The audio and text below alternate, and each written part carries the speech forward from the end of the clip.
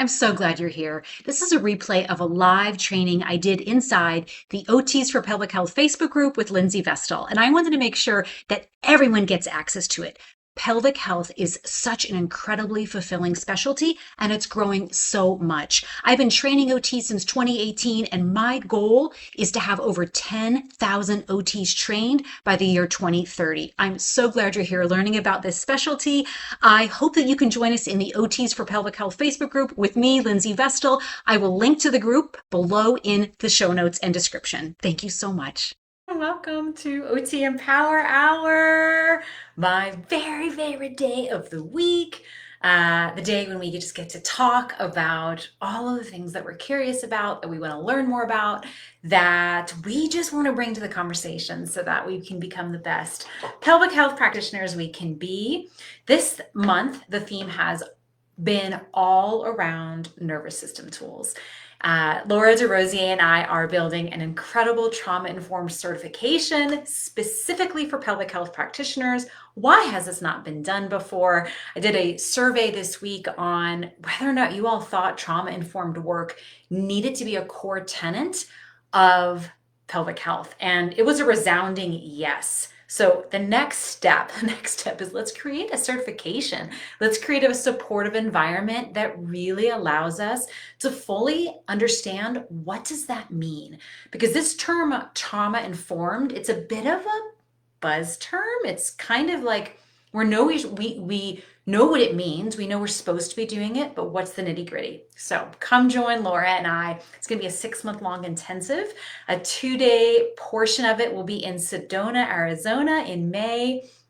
Get on the communication list. You're going to learn all about it. We're actually going to have a meeting with just the people interested so we can flesh out all the details and make sure you completely understand what it's all about. We are so excited about this.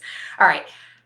That's why January is all about nervous system tools, where I am sharing with you my top skills, top tools, favorite. I have so many. It was actually really hard to narrow it down.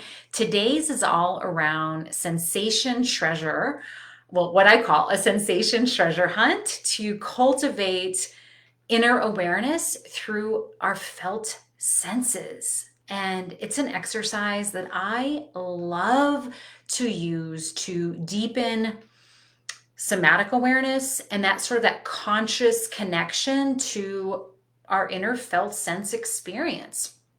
And it's going to take us about 15 or 20 minutes. Before we get into that, before I lead you through this, we got to do our icebreaker. I love our icebreaker questions. Today's icebreaker is actually a simple one. It's where in the world are you? So I will kick us off. I am in Flagstaff, where we just got a blizzard. We have had 30 inches of snow in Flagstaff, Arizona over the last 4 days. Kids went back to school today. I'm back to work. Feels pretty good. And we're definitely going to go skiing and snowshoeing and sledding this weekend. And actually, we're supposed to be getting more snow, and it's happening in North Rim of the Grand Canyon and in Sedona. And I think that would be just gorgeous to see those rocks, those red rocks covered in snow. So we hope to check that out this weekend. So let me know where you're at, what you're up to, what you're looking forward to this weekend. Oh, I should probably put in, I'm looking forward to skiing and seeing snow on red rocks. And if you're on replay, you know I love to hear from you, because it also lets me know what topics are getting the most interest, and it helps me continue to build OT Empower Hours for what you want to know more about. So we have over 130 hours now of OT Empower Hours. And guys, I got to keep coming up with new and novel ideas, and I get them from you. So please keep the replay comments coming in. It gives me that information. You can also send me an email at any time or a DM and let me know what you want to know more about, or if you know someone that you want to be featured on an OT Empower Hour, or if you want to be featured, let me know that too. All right, let's do our treasure hunt now. Okay. So when it comes to trauma or living in a chronic stressful state, our body intelligently conserves energy resources, and it does this by creating neural connections that are experienced again and again. All right, so let's call these patterns. And by comparing and contrasting sensations, we are giving ourselves and our clients a novel experience of what potentially has become bound for them or fixed. And it allows them to find some new neural pathways that gives a greater range for what they can experience in their day-to-day life. So we are what we practice regularly, right? And so through practice and repetition, we really assist our nervous system to rewire. And over time, that rewiring becomes a change in behavior and a change in association to that experience. Sensation is truly the language of the nervous system. So by paying attention to somatic patterning and exploring these new options with our clients, we really help the nervous system to change on its own accord. Carrie Ann, thank you so much for being here from Utah. Her son lives in Flagstaff. Her son has been shoveling and snow blowing for extra cash the past few days. She is looking forward to seeing her 3 new pelvic floor referrals in the next few days. Oh, fantastic. I love that. So I'm so glad your son is entrepreneurial. If he wants to come to my neighborhood, we'll connect after and I'll give him my address because we definitely need it. And I love that you've got 3 new referrals coming to you in beautiful Hurricane, Utah. So Carrie Ann has been a guest and her amazing husband has been a guest on an OT Empower Hour before, and they do incredible work in Hurricane, Utah, which is near Zion Park, a place near and dear to my heart that we were at recently. And check out that OT Empower Hour because it's an incredible conversation with 2 very inspiring OT entrepreneurs. Laura, welcome. So happy to see you. Nothing but rain in Ontario. Okay, we need to send our snow to you because we've kind of have had a lot. So we're going to ship some to you, Laura. Awesome. I'm so glad you both are here. All right. So we are what we practice regularly. That's kind of the theme today. So I'm going to talk you through now some of the things that we can ask our clients to do what I'm calling this sensation treasure hunt. So exploring contrast, it's a really beautiful way to begin this. So what do I mean by contrast? These are things as simple as warmer or cooler, tighter or softer, silky or scratchy, pleasant or unpleasant. All right. And then we can ask them to explore similarities. So for me, I think of like temperature, especially right now, similarity between warmth and cool. Pressure could be tight or relaxed. Movement, it could be flow. It could be feeling a sense of stuckness. Right? And if your client is unable, right? Unable, these words feel very foreign to them and they're unable to notice some of these internal sensations, or perhaps they're kind of activated or irritated by going into the body, we can really titrate their experience by using more of an external object to explore these sensations. So for a while when I was renting space in Union Square in New York City, I would have like a hard stone and I would have a soft blanket. You could have a hot water bottle versus an ice pack. You could have a weighted blanket versus a really light sheet. And for clients whose systems have become, let's say, hyper-focused or disempowered by experiences that they've had, pelvic pain, etc., right? Creating differentiation and contrast helps them notice what else is going on, and it kind of expands their awareness to new experiences. So I love to say things like, what else do you notice? And that's more into the differences of things, right? Similarity would be exploring likeness in other experiences they've had. So whether expanding beyond pleasant or empowering. So saying things like, where do you notice that when they do feel it? So if they feel a hard stone, I love stones.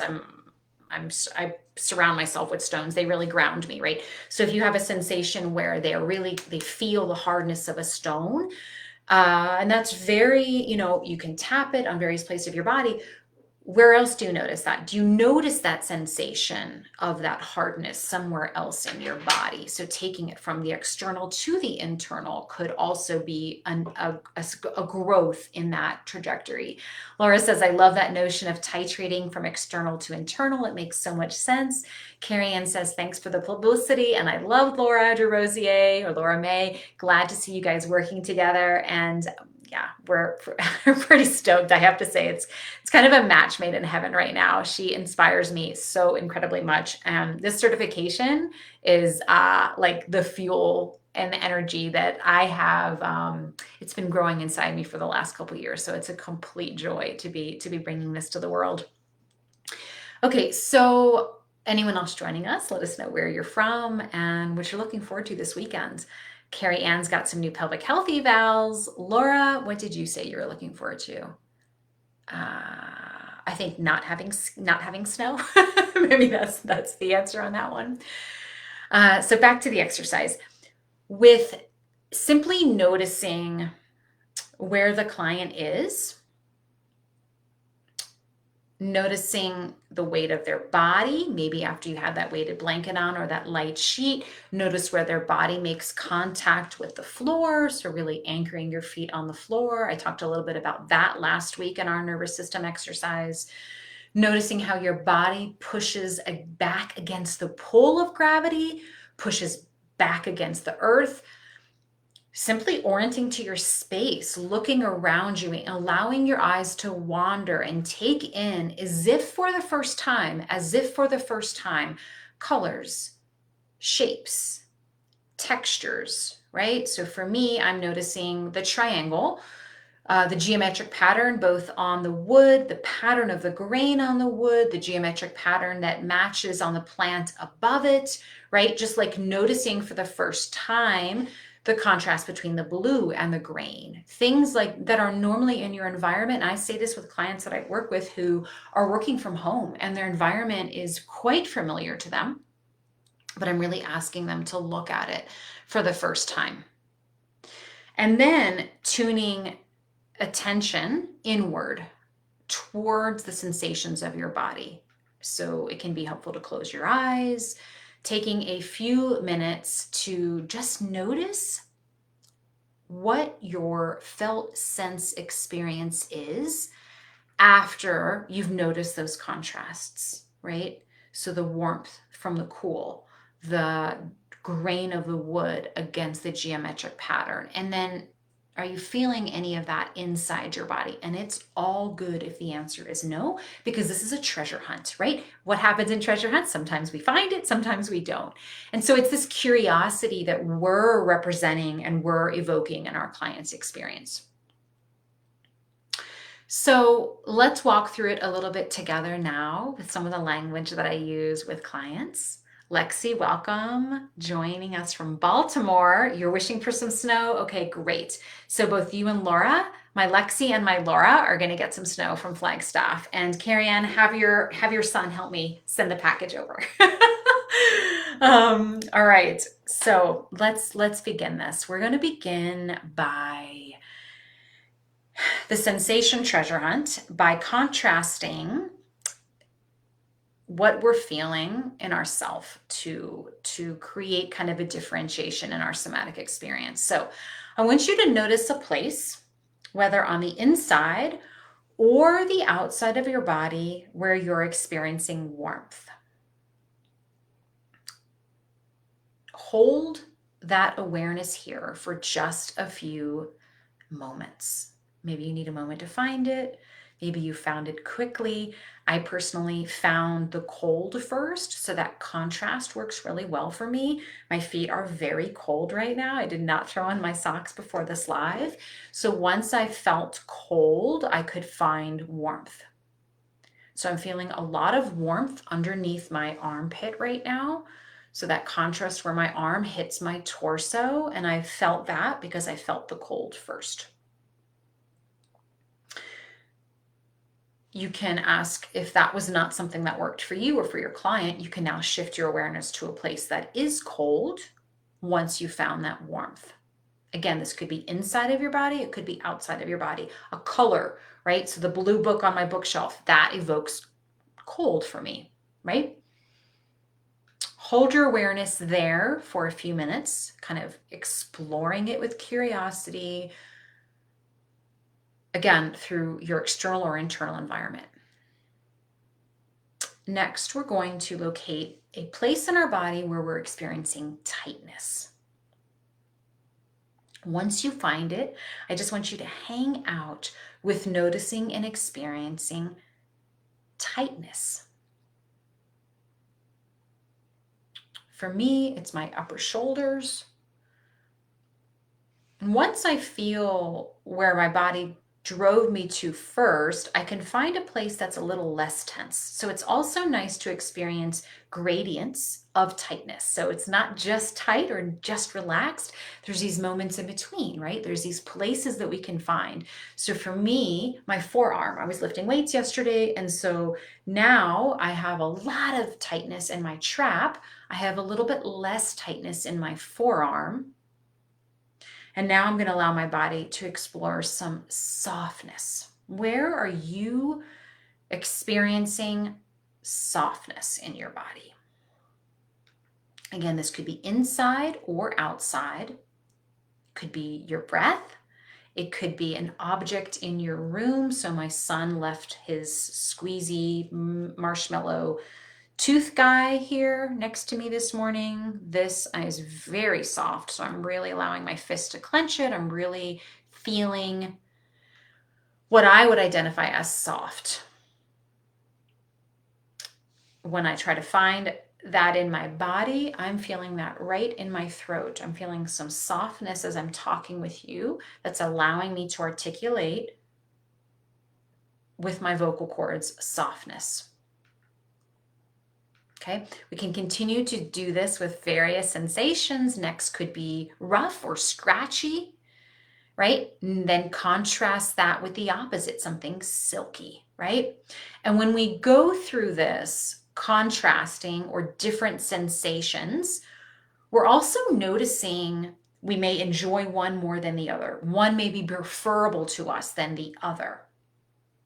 And what's really nice is practicing holding these two distinctly different sensations in our awareness at the exact same time. So I'm going to hold a rock in one hand and my son's squishy tooth in the other, right? Recognizing that I can have two sensations at the same time. Can shift back and forth from one to the other, noticing that I can hold both sensations in my awareness at the exact same time. And notice what happens when you do this. What happens in your body when you realize that you can hold two different awarenesses at the exact same time? Is it easy? Is it challenging? Holding this dual awareness can really be a skill that we can cultivate over time. And I have found that this ability to trust or to acknowledge or to be curious about dual sensations can be really helpful for our clients that have chronic pain. It can be really helpful for our clients that have an intensity associated with anticipation of an experience, whether it is pelvic pain or an anticipation of public speaking, noticing that it's okay to go back and forth and expand sort of this awareness of that felt sense experience of dual sensations and dual awareness of those sensations. So this back and forth technique, this contrast of internal experiences and internal experiences, bouncing your intention from one to the other and back again, allows you and your client to see that you have an opportunity to choose where you want your attention to be. Now, your awareness can change over time, and that is a beautiful thing. But recognizing that where you draw your attention has a direct impact on your felt sense experience helps us to realize just how much our awareness can create our reality. So, embarking on curiosity and orientation around your space. So I often, in the middle of my day, especially when I'm working deep on a project, will take a moment to look at my space in new ways. Sometimes my kids will leave objects on my desk, which make this a little bit easier, but other times, so I'm a big fan of jellyfishes. I love the idea of a jellyfish representing the pelvic floor in terms of healthy movement. And so different times in the day, light will catch this sort of iridescent jellyfish. And so I just love allowing my attention to wander to that and see different qualities. And it allows my body to come back to some creativity, and that actually eases some tension in my body. Laura says, I have worked with clients on making space for dual emotions, but I haven't done this with sensation. I love it and we'll start to use it. Thank you. Awesome. Laura, report back and let us know. I think it's a really fun experience and exercise. And I also recommend trying it yourself first, because I think when we ourselves can recognize the prompts and the wording and where our attention went, it just helps us explore it that much further with our clients. And then they teach us so much more when we do it the next time. Awesome. Awesome. I'd love to open up the floor to any questions that anyone may have about what I call sensation treasure hunt and cultivating inner awareness through felt sense experiences. And this is just a fun exercise that you can play with. You can record this and send it to your client as an audio version. You can make a video and send it to them as a video. You could do that with them in person. But it's just fun to experience, again, that duality of feelings that we can have around something and to create more space for them coexisting in our life, and then recognizing that we can choose where to focus. And that can give us a sense of agency over where our direction and where our awareness actually takes us. Amazing. Lovely to see you all. I wish you a beautiful rest of your week. And if you have any ideas for future Empower Hours, let me know. I'm always all ears. And I'm going to drop in the communication list for Laura and I's upcoming trauma-informed certification, first and only of its kind. And it's opening the first week in February. So wish you all a beautiful day. Thank you for being here. I'm so glad you're here. This is a replay of a live training I did inside the OTs for Pelvic Health Facebook group with Lindsey Vestal, and I wanted to make sure that everyone gets access to it.